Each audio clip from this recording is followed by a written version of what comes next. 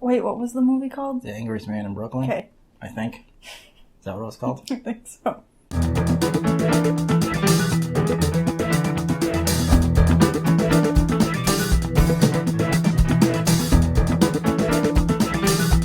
You're watching So Awkward. This is Freddy Krueger saying hi.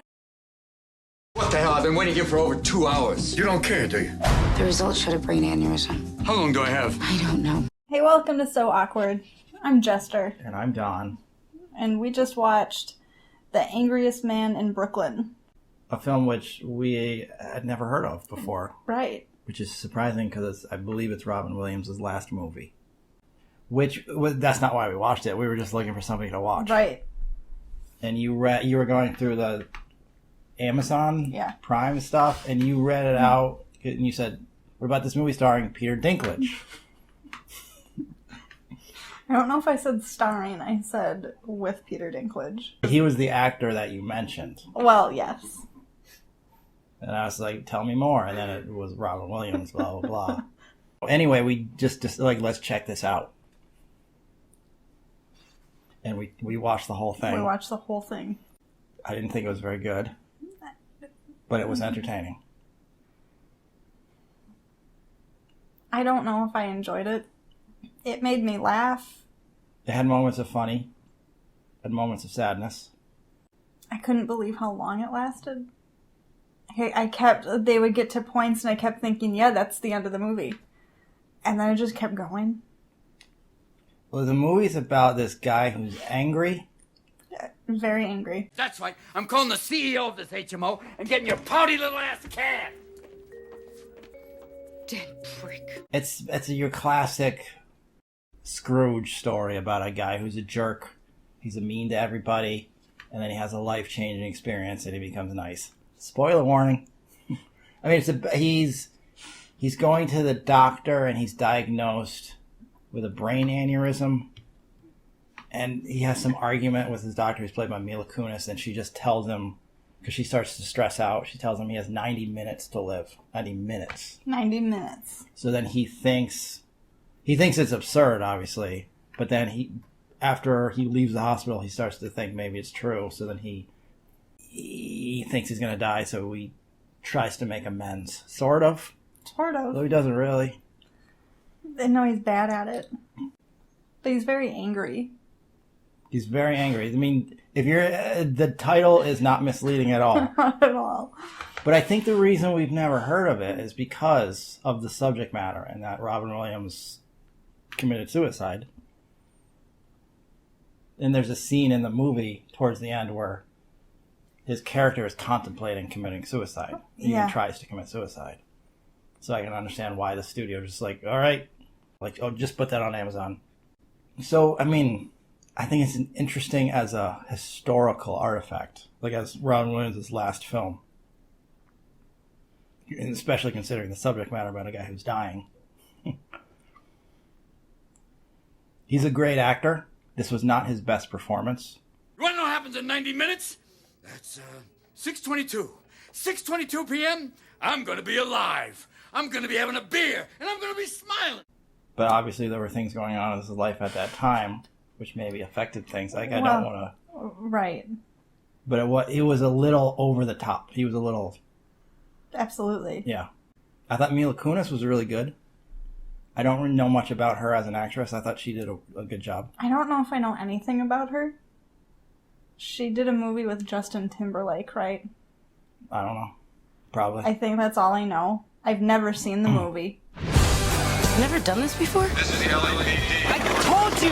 Get down now. Get down! I have a fear of heights. Why would you come up here? You called me a pussy! Sir, this is your last warning. She seems like a good actress. And when she first came on, she's the doctor. I was like, oh, she's not a doctor. But I thought she did okay. I thought she was fine. Sir is able to look over your scan. Your Are you even old enough to practice medicine? Has Dr. Fielding gone over the results with you? No. Peter Dinklage was in there. I think we watched the movie for Peter Dinklage. Yeah. It's not much of a Peter Nope. Dinklage movie. He's in it for like 10 minutes. And it He could have does been nothing. anybody. He does nothing. Right. Great actor. Not in this movie. He just phoned it in. But he wasn't given anything to do. No. You're getting worse. You know that, right? That you're getting worse? I got a lot to do. Okay. What do you even remember of him? He was scared in that taxi. Right, he wore a yarmulke. That's right. I don't even remember anything else.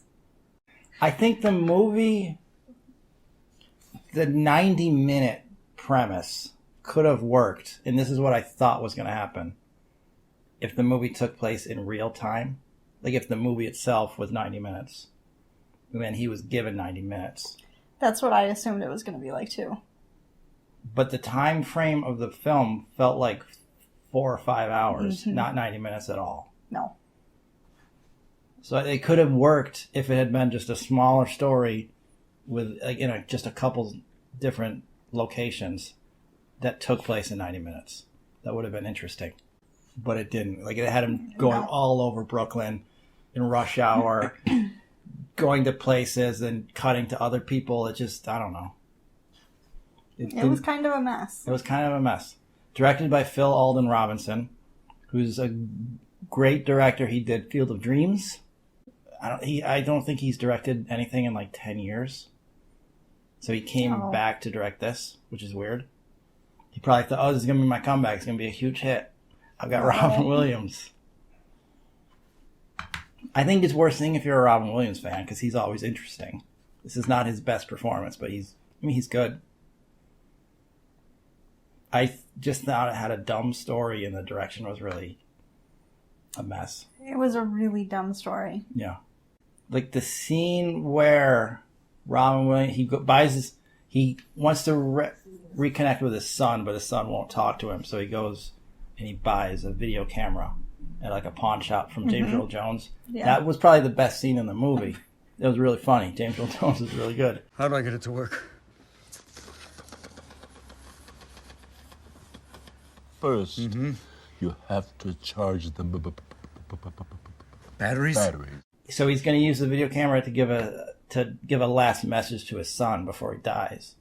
And it's really well done because you see the footage from I'm pointing at our camera. You see the footage like from the viewfinder. Yeah. And if they had, but then the music starts to come in, then it cuts to like a clean shot of from actual film, and then it cuts to other shots. But if they had done that scene in one take, just of the viewfinder, with no music, as one long take, I thought it would have been more effective. And Robin Williams is a great actor. He could have done it in one take. And I got a lifetime of regrets, boy.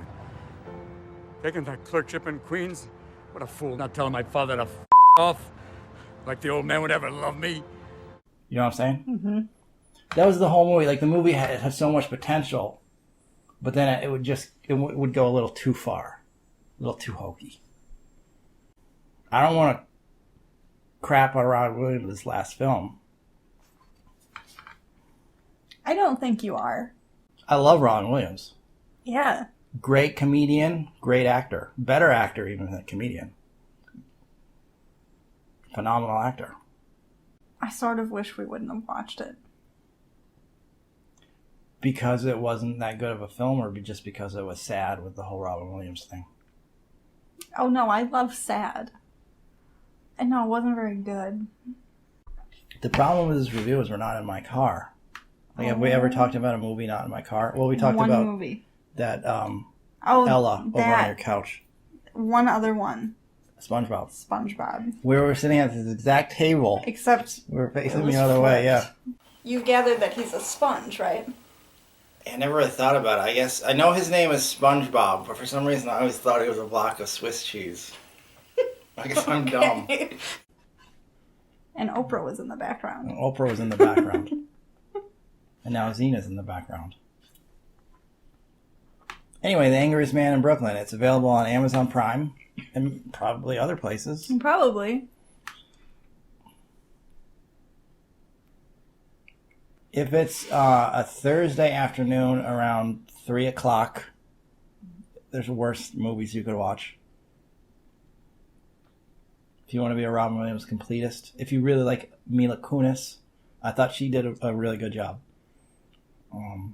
But if you're watching it for Peter Dinklage, you're probably going to be disappointed. Yeah.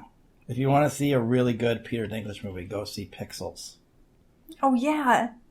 Pixels. I haven't seen it myself, but I hear good things.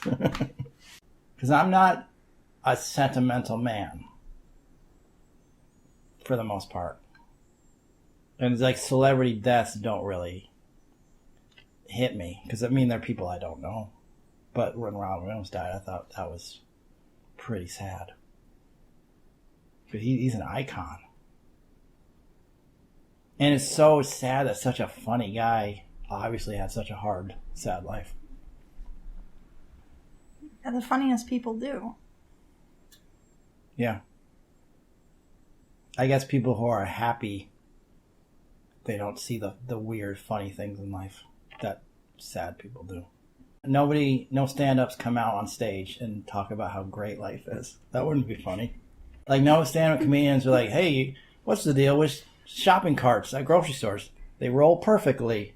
Like, that's not funny. What has this turned into? I don't know. What are we doing? All right, turn the camera off. Yeah, we gotta be done with this. Rest in peace, Robin Williams. I wish you were dead! Oh, it's your lucky day!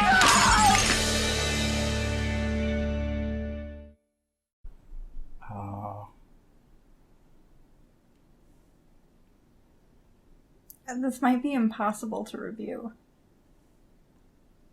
It's too late.